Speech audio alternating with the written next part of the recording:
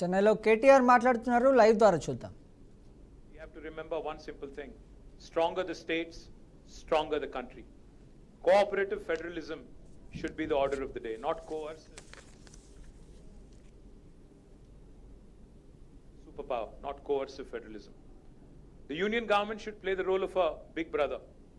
The union government should play the role of a big brother, not become the big boss, dictating and making progressive states regret their progress. Let me also quickly say that if we do not speak now, some people are questioning why now, the process has not begun, etc. Unless you start championing the cause of the underdog, which in this case will be South India, I think we'll be doing a great disservice to our future generations. History will not forgive us if we don't speak up now. This is the time to speak, because discrimination against South Indian states is not new. Both national parties have done that in the past. I'm not going to elaborate on that. But now this seems to be adding insult to the injury. This proposed delimitation based on population seems to be adding insult to the injury. Let me just quickly quote a renowned jurist who said, "A true federation does not allow any region to dominate another, nor does it permit the dilution of democratic representation based on transient factors." If we don't approach this delimitation exercise cautiously, with caution, this could impact India's federal balance.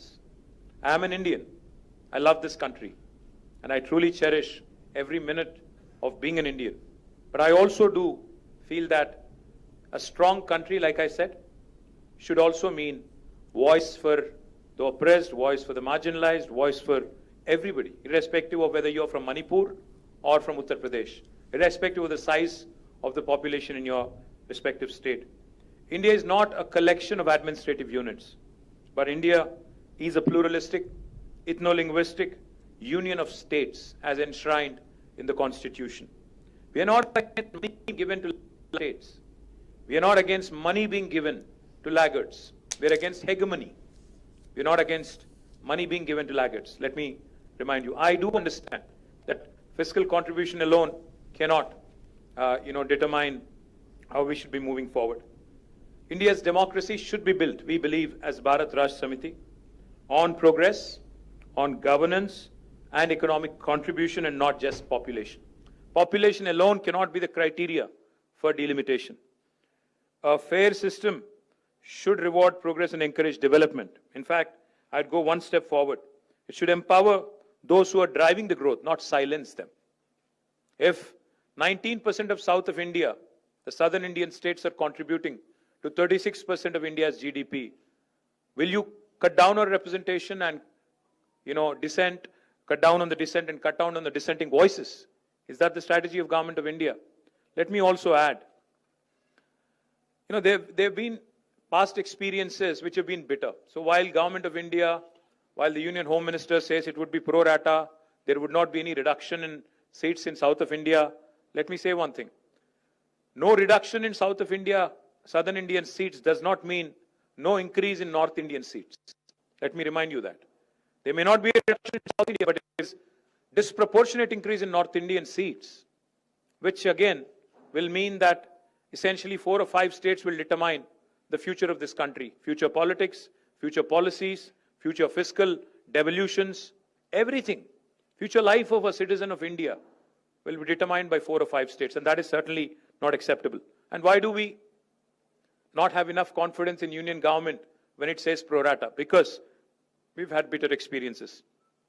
11 years ago, when Telangana was formed as a state, we were promised by Indian Parliament that delimitation will happen within the state of Telangana. The number of assembly seats would increase from 119 to 153. But has it happened in 11 years? Despite it being an enactment of the Parliament? No. Why? Because it does not suit the BJP. It does not suit the union government. Where it suited them, they've done it. It suited them in J&K. It suited them in Assam. So they've done it there. But it doesn't suit them in Telangana and Andhra. So they don't do it here. That is exactly what we are apprehensive of.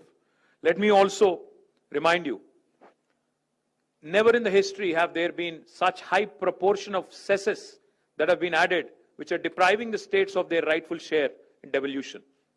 States are, again, I've heard in that room from one of the chief ministers, I think it is Kerala chief minister, who said, federalism is not a gift, it is our right as a state. India is a federal republic. Federalism is enshrined in constitution in letter and spirit. That's exactly what we are demanding. We are demanding our rights. So what are we proposing as Bharat Rashtra Samiti? What did we propose in the meeting? We proposed 2-3 things. Why is delimitation being done at all? Delimitation is being done because India is a representative democracy. People need voices. Population has increased. So therefore, number of seats has to increase. Yes. But why don't we do this? Normally, all of you know, all the media people also know.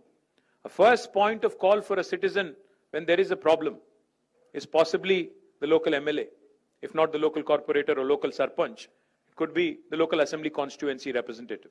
So what we are proposing is, I think union government should go ahead and increase the number of assembly seats within a specific state so that wherever there is an increase in population, all those challenges with respect to representation, with respect to better administration, decentralization, etc. can be tackled. You know why? Because number of MLAs being altered within a state does not tip the federal balance. But if you start tinkering with the number of MPs who are representing in parliament, that will certainly disturb the federal balance. MLAs regularly take care of policies at the state level. But MPs, members of parliament, take care of policy at the national level. So therefore, maybe either keeping the number of MPs the same and increasing the number of MLAs so that decentralization can be a via media kind of a solution to delimitation. That's one approach we are proposing. Or secondly, if you're increasing the number, if you are determined to increase the number of seats, then what we are proposing is maybe take the national average growth rate or maintain the same proportion for every state. Because you see, Government of India itself, through 42nd Amendment of the Constitution and back in 1976, had brought in, population control as a measure and suspended further delimitation for 25 years. In 2001 again, Atal Bihari Vajpayee government suspended it by 84th Amendment for another 25 years. So for 50 years, we have not increased number of seats. Now, if we are going to increase, then it has to be in same proportion across the country. It cannot be impacting those states that have done economically, educationally, progressively, adversely. And we would also like to propose, this could sound a bit radical. Population alone cannot be the criteria. What if we start asking, 19% of South India contributes to 36% of GDP. So can the South have 36% representation in Parliament? That could be a radical solution. Why population alone should be the criterion for delimitation? Why not fiscal contribution? Why not development? Why not progress? So we are certainly keen to see what the Government of India would eventually say, but all in all I would say is, once again, before I sum up, India has just completed 75 years of existence.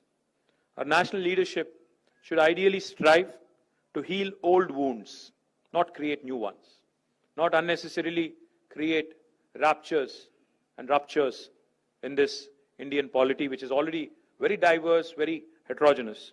As a renowned scholar and statesman once said, the federal structure of India must ensure that no state, however small or large, feels neglected in governments. You could be Manipur, you could be Uttar Pradesh. You should not feel neglected or you should not feel left out.